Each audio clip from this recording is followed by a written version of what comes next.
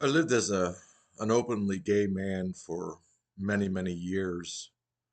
I never believed that it was okay. I always believed that it was a sin. I was never into gay pride. I was opposed to gay marriage. I just couldn't call God a liar, but I still struggled and I still lived that lifestyle. Last year in June of 2023, my life changed. I got sick and went to the emergency room. And the doctor, after doing all kind of blood work and tests and everything, told me that I was a very sick man. She said that I had pancreatitis, I was in respiratory failure. They found lesions on my liver, cysts on my kidneys, and an aneurysm in my stomach, in the aorta in my stomach. So I was in the hospital for 9 days, put on oxygen, went home, was home for 5 days, went back to the hospital again, and they told me I got worse, that my pancreas has now turned necrotic and it was filled with blood clots, and I was in really bad shape. I wasn't sure I was going to make it. Since then, I have lost 70 pounds. I also owned several businesses. I had a very good life. I made good money, had everything I ever wanted and more. And I was out of work for months. And when I went back, um, it was a disaster. I started with 53 employees when I went in the hospital, and I came out and had 19 left. Everybody thought I was going to die. They bailed on me, and it was just a very, very difficult time. And I had no choice but to file bankruptcy and close the business and start my life all over again. It was the most depressing, horrible time of my life. And I wasn't sure what was happening in my life. Was God punishing me? Um, I just had no answers. I wished I would have died. I didn't want to live. I was going to put a note on my door many times to let people know, don't come in the house, just call the coroner. I just couldn't deal with everything that was happening in my life. And it was just a very, very difficult time.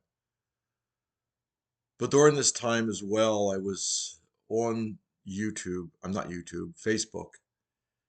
And it was in June, and it was for Pride Month, and they had those reels, and I was watching the reels and a lot of gay pride stuff, and I was looking at it, and I felt like the stuff that was on there was, I mean, it was borderline pornographic, and it was disgusting, to be honest.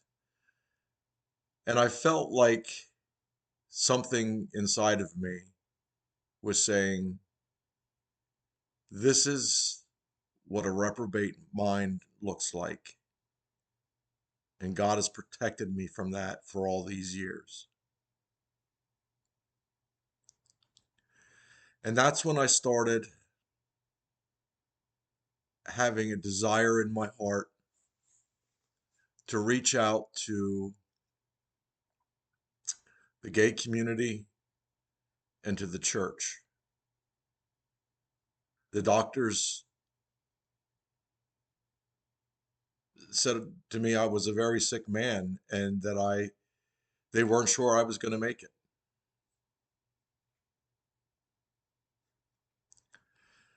But for some reason, God wasn't done with me yet. It would have been easier, trust me, if I would have just died. Because this time of my life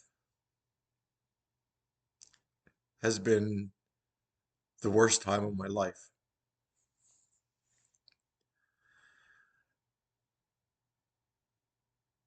But God uses situations to reach out to other people because this isn't about me. This is about you. This is about somebody out there who wants to end their life, somebody who wants to give up, somebody who feels helpless and hopeless and alone. And if the Lord had to take me through all of this just to reach out to whoever you are, it's worth it. Like my mom said, she thanked God that she had cancer. You know, Jesus does love you. He does.